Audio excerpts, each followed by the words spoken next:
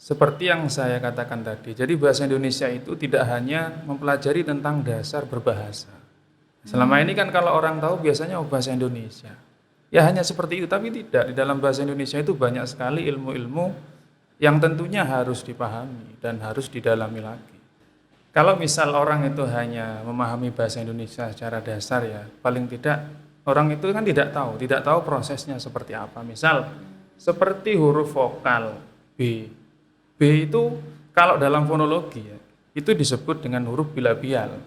Bilabial. Ya, mengapa demikian? Karena dihasilkan oleh kedua bibir ketika mengucapkannya.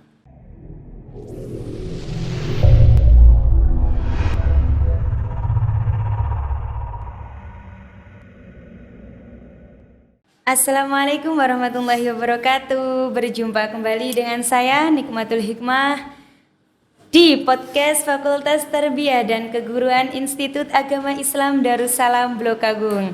Nah, kali ini kami telah menghadirkan Bapak Muhammad Hasbullah Ridwan, yaitu salah satu dosen dari Prodi Tadris Bahasa Indonesia itu sendiri. Sedikit bercerita tentang Prodi Tadris Bahasa Indonesia sendiri. Maka dari itu podcast kali ini kita akan membahas tema tentang kenapa sih harus bahasa Indonesia gitu. Baiklah, langsung saja kepada inti pertanyaan dengan Bapak Muhammad Hasbullah Ridwan. Ya. Assalamualaikum Bapak. Waalaikumsalam. Bagaimana kabar Bapak? Sehat? Alhamdulillah sehat. Alhamdulillah. Kalau puasa-puasa gini lemas apa masih semangat Pak? Tetap harus semangat meskipun ya agak lemas. Agak lemas memang. Boleh memperkenalkan nama Bapak lebih rinci lagi, mungkin alamat juga bisa keluarga, anak atau anak siapapun. Ya, saya sejak kecil itu namanya tidak berubah ya. Satu, Muhammad Hasbullah Ridwan. Muhammad Hasbullah. Ya, saya lahir di Jember. Jember. Kemudian sekarang berdomisili di Purwoharjo. Kenapa kok berdomisili di Purwoharjo Pak? Pindah rumah atau gimana? Ya, jadi mengikuti intinya mengikuti perkembangan. Oh, mengikuti perkembangan. Dari Bapak ke keluarga Bapak mungkin Bapak sudah mempunyai berapa anak? Ataukah masih lajang mungkin? Ya, anak alhamdulillah sudah satu. Alhamdulillah. Ya. Tidak ingin menambah lagi atau gimana Pak? Ya, pasti kalau itu wajib. Pasti harus nambah. Oh iya. Baiklah, Bapak sendiri itu kan salah satu dosen dari Prodi Tadris Bahasa Indonesia itu sendiri. Lalu apa sih Pak alasan dulu Bapak mengambil Prodi jurusan Bahasa Indonesia sendiri itu? Apa sih alasan Bapak? Ya, jadi ini sedikit cerita dulu ya. Jadi saya ketika SMP, di usia SMP itu mulai tergugah untuk mencintai bahasa Indonesia. Mulai SMP Pak? Mulai SMP. Kenapa demikian? Karena menurut saya bahasa Indonesia itu mudah. Jadi bahasa sendiri, kemudian memahaminya mudah dibandingkan dengan materi-materi yang lain. Nah, kemudian terus menginjak di SMA juga seperti itu. Saya lebih giat ke materi-materi yang notabene bahasa Indonesia gitu ya. Bahasa Indonesia. Nah, ketika masuk di kuliah, saya juga mengambil pada waktu itu prodi Pendidikan Bahasa dan Sastra Indonesia. Jadi ada dua ranah di situ, ada pendidikan dan sastra. Wah, cakupannya lebih luas ya Pak Iya, ya? cakupannya lebih luas lagi. Kalau di SMP dan SMA kan hanya bahasa Indonesia umum gitu ya. Nah, saya masuk di perkuliahan, kemudian ditemukan dengan sastra, kemudian juga pendidikan. Nah, di situ kemudian saya mulai mengenal, oh ternyata di bahasa Indonesia itu tidak hanya bahasa Indonesia secara dasar saja. Kalau di SMP kan kita hanya mengenal misal ya subjek, predikat, kata dasar gitu ya, hanya itu ya. Tapi kalau di perkuliahan itu ada cabang-cabang ilmu yang lain, kemudian ada materi-materi yang lain, tentunya yang lebih dalam dari materi-materi di SMA dan SLTP. Kalau boleh tahu dulu Bapak mengambil jurusan bahasa Indonesia tersebut itu berkuliah di mana ya Pak? Kok mempunyai ada sastra juga dan pendidikan itu? Ya, dulu saya kuliah S1 itu di IKIP Budi Utomo Malang. Oh, di IKIP. Ya, cuman kuliahnya di IAIDA karena dulu berafiliasi dengan IKIP Budi Utomo Malang. Oh. Lalu setelah itu di IAIDA sendiri baru dibangun. Ya, kemudian IAIDA mengajukan prodi baru di SK-nya itu tahun 2016 yakni Tadris Bahasa Indonesia itu. Oh, sudah lama ya Pak. Lalu kalau jurusan S2 jenengan itu di mana Pak? Mungkin kalau boleh tahu. Ya, jadi kembali lagi di S2 saya masih setia dengan bahasa Indonesia di Universitas Islam Malang, tepatnya di tahun 2013. Di Malang. Iya. Gitu. Kan selama berkuliah itu jelas banyak sekali pengalaman-pengalaman yang Bapak dapatkan dari bahasa Indonesia sendiri. Lalu apa yang paling berkesan dari bahasa Indonesia sendiri itu apa sih Pak yang paling berkesan kok sampai jenengan tuh sangat mencintai bahasa Indonesia sendiri itu bagaimana? Iya. Pertama gini ya, seperti yang saya katakan tadi, jadi bahasa Indonesia itu tidak hanya mempelajari tentang dasar berbahasa. Selama ini kan kalau orang tahu biasanya bahasa Indonesia. Ya hanya seperti itu, tapi tidak. Di dalam bahasa Indonesia itu banyak sekali ilmu-ilmu yang tentunya harus dipahami dan harus didalami lagi. Oh, banyak sekali ya Pak. Iya. Ilmu-ilmu. Mungkin dari saya sendiri itu juga kadang berpikir bahasa Indonesia itu kadang menyulitkan, kadang memudahkan gitu. Seperti mengeca seperti itu Pak. Apakah benar atau salah persepsi saya itu? Ya, sebetulnya bahasa Indonesia itu kalau dikatakan sulit tidak, Mbak, tidak sulit. Cuman memang butuh ketelitian. Butuh Jadi, ketelitian. ya ibarat soal ini ya, soal kan dalam pilihan ganda itu kan ada 4 pilihan, A, Yeah. B, C, dan D. Jadi kriteria dari keempat ini semuanya sebetulnya benar. Cuman ada salah satu yang paling benar. Nah itulah istilah di bahasa Indonesia itu seperti itu. Jadi memilih itu juga harus teliti dalam bahasa Indonesia. Oh, seperti itu Pak. Berarti soal bahasa Indonesia sendiri tuh berarti kayak banyak mengecoh gitu Pak ya. Iya, butuh ketelitian. Butuh Intinya ketelitian buat tidak dikecoh sama soal gitu. Lalu dari Tadris Bahasa Indonesia sendiri kan, kenapa kita itu harus mempelajari bahasa Indonesia Pak? Padahal sedangkan kita itu orang Indonesia, kita sudah berada di Indonesia itu sendiri. Kenapa harus mempelajari bahasa Indonesia? Iya, kalau di prodi Tadris Bahasa Indonesia atau spesifik di bahasa Indonesia itu ada istilah materi linguistik, Mbak. Jadi istilahnya itu rumahnya dari ilmu bahasa atau ilmu yang mempelajari tentang bahasa secara umum. Oh, berarti tidak bahasa Indonesia saja, Pak? Tidak. Jadi di dalam linguistik itu ada diantaranya adalah fonologi. Fonologi. Jadi kan pernah dengar enggak fonologi? Kalau fonologi saya pernah dengar, soalnya itu saya mempunyai teman di asrama itu jurusan bahasa Indonesia. Ya ada fonologi, ada linguistik itu, tapi saya nggak paham Pak. Ya.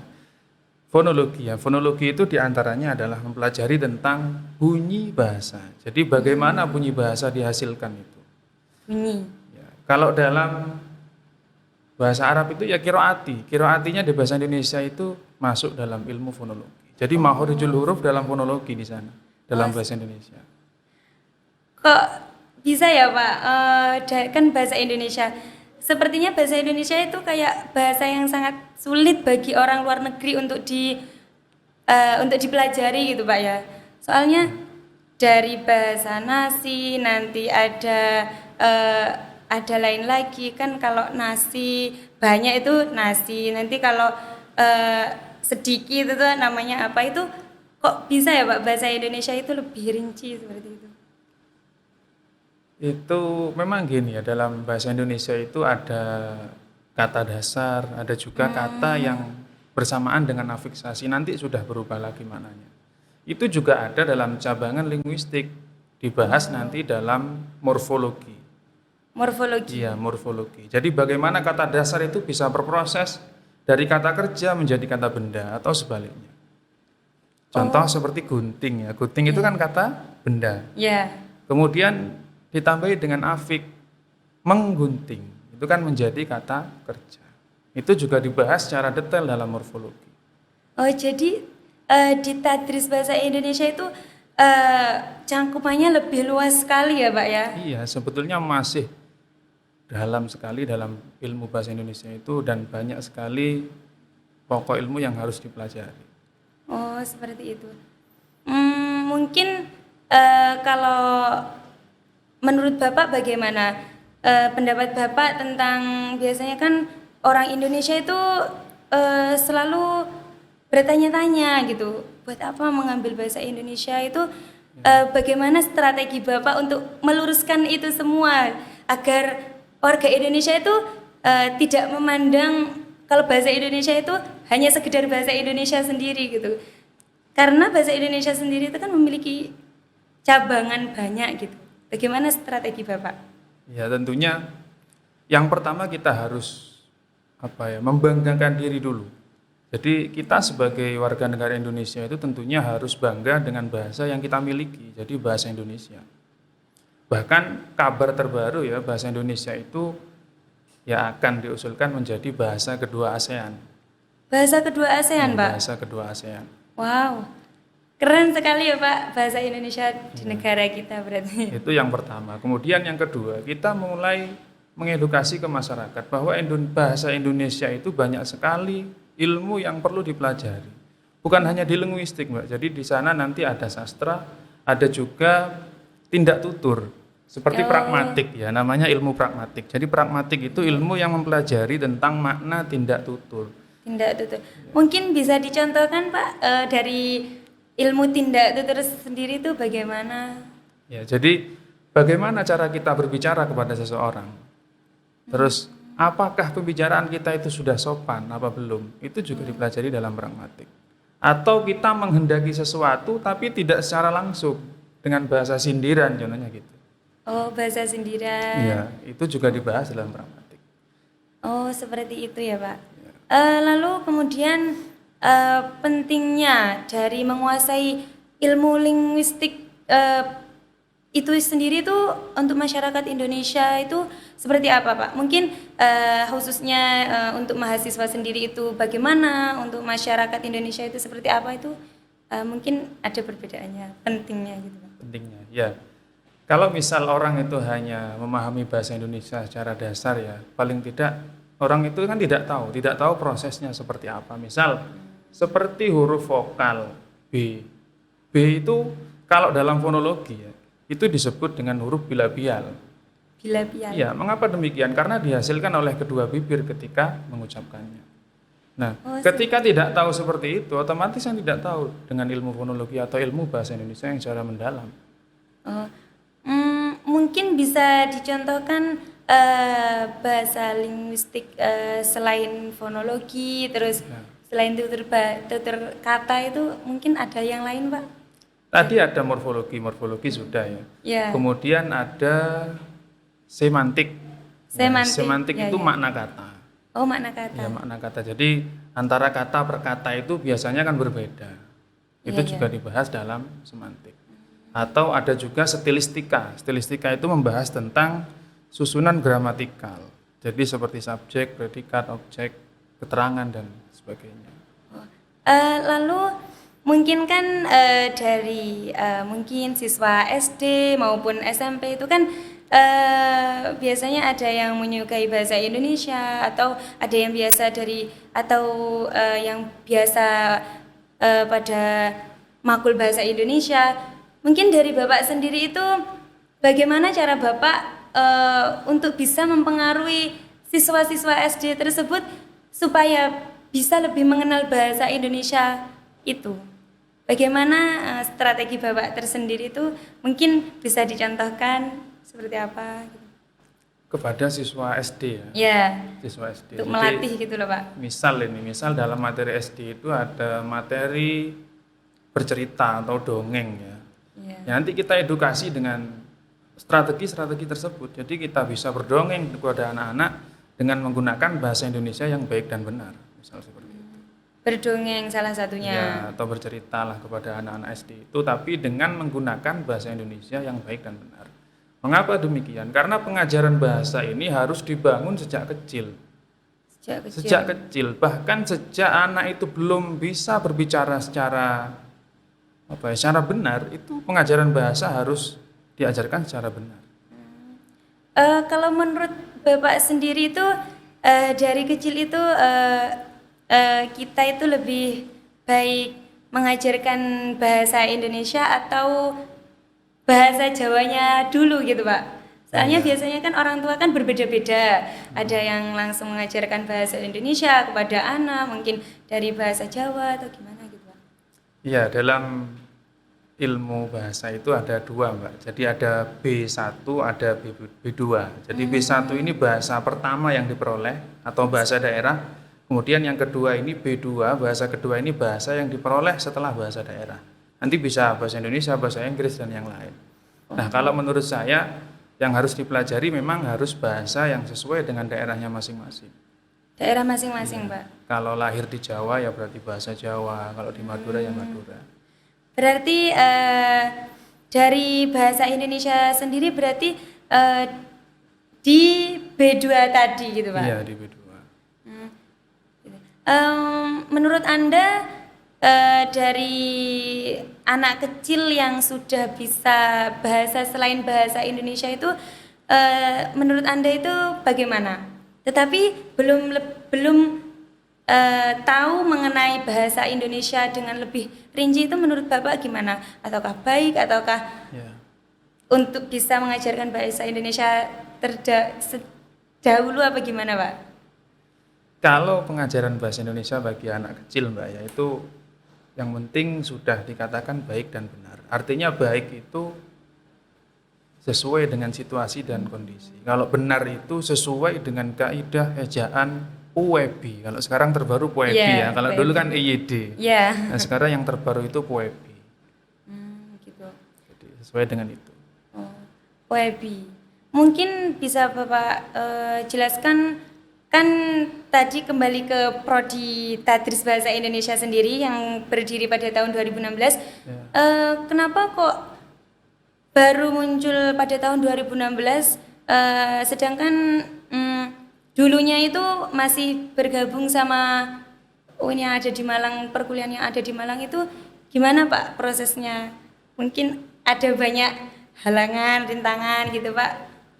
Ya ini kalau yang saya tahu ya, yang saya tahu itu ketika saya masih S1 dulu kan masih berafiliasi atau ya masih nyambung ke IKIP Budi Utomo ya. Berinduk di IKIP Budi Utomo. Jadi ketika cabang itu nanti pasti kembalinya kan ke sana. Jadi bukan milik IAIDA sepenuhnya.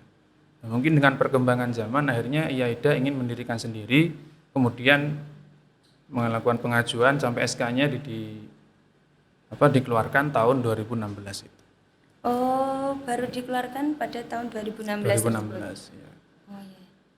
Tadris Bahasa Indonesia sendiri itu ya Pak, sangat ya lumayan booming pada kalangan mahasiswa sendiri itu Pak.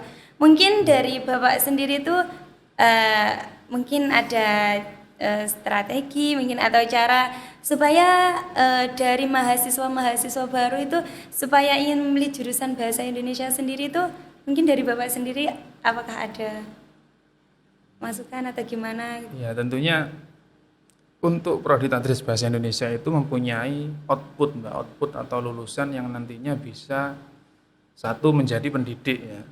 Kemudian yang kedua bisa menjadi sastrawan itu juga bisa atau menjadi ya ahli sastra. Ya, kemudian yang ketiga bisa menjadi peneliti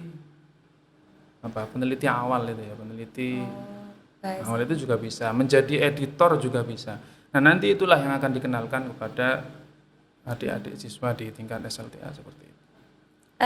Kan jenengan kan salah satu dosen dari Tadris Bahasa Indonesia sendiri kan Pak ya. Menurut Anda itu eh, dari mahasiswa yang belum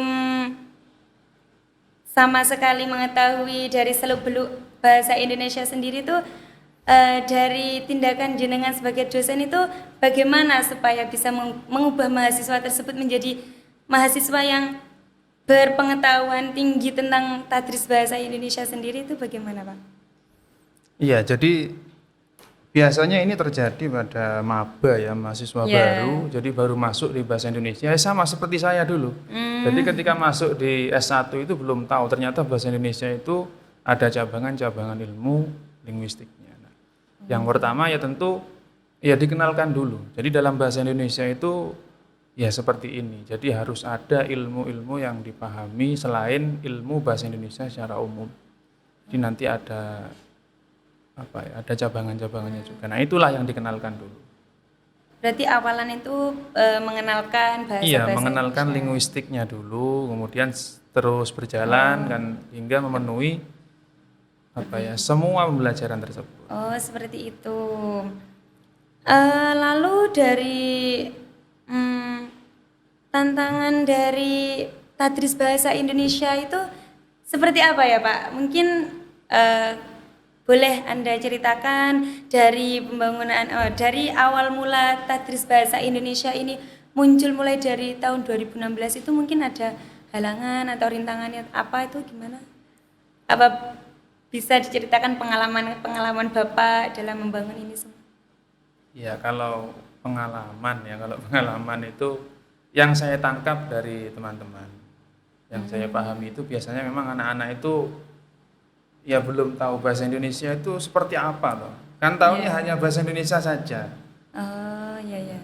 Jadi belum tahu ternyata bahasa Indonesia itu ya manfaatnya banyak sekali, bukan hanya dalam hal pembelajaran bahasa Indonesia, tapi untuk ya tindak tutur, kemudian untuk menganalisis wacana itu juga ada. Jadi bagaimana kita memahami teks bahasa Indonesia secara konteksnya. Jadi tidak memahami secara tekstual saja, tapi dipahami secara kontekstual.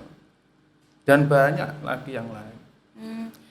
Saya pernah dengar kalau tadris bahasa Indonesia itu kalau artikelnya bagus itu bisa diupload di koran-koran gitu ya Pak ya?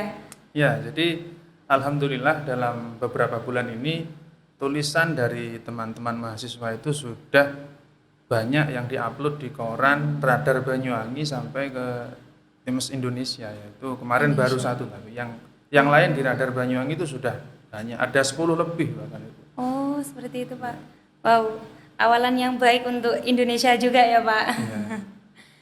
Mungkin dari jenengan sendiri kedepannya mungkin harapan jenengan itu buat tadris bahasa Indonesia sendiri, buat mahasiswa yang ada di tadris bahasa Indonesia sendiri tuh mungkin ada bagaimana atau gimana gitu Pak?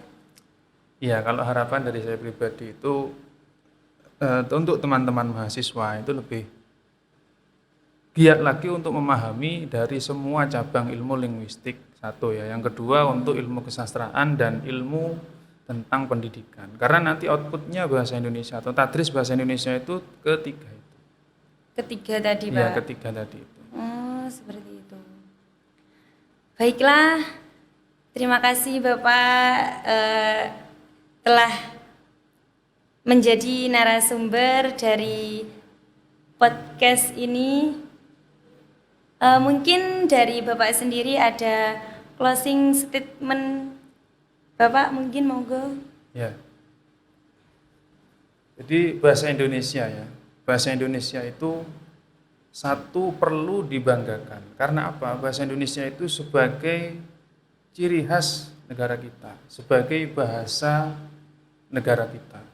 Dan yang perlu diketahui lagi, bahasa Indonesia itu banyak sekali manfaat bagi kehidupan sehari-hari. Mulai itu tindak tutur, ilmu tentang menulis, kemudian ilmu tentang mengetahui proses pembentukan bunyi dan lain sebagainya. Intinya tetaplah bersemangat untuk mempelajari bahasa Indonesia. Dan akhirnya kita punya semboyan Utamakan bahasa Indonesia, lestarikan bahasa daerah, dan kuasai bahasa asing. Wah, seperti itu. Eh, Kuasai bahasa asing. Baiklah pemirsa, dimanapun Anda berada, saya Nimatul Hikmah, saya mengucapkan banyak terima kasih dan mohon maaf sebesar-besarnya apabila ada salah. Wassalamualaikum warahmatullahi wabarakatuh.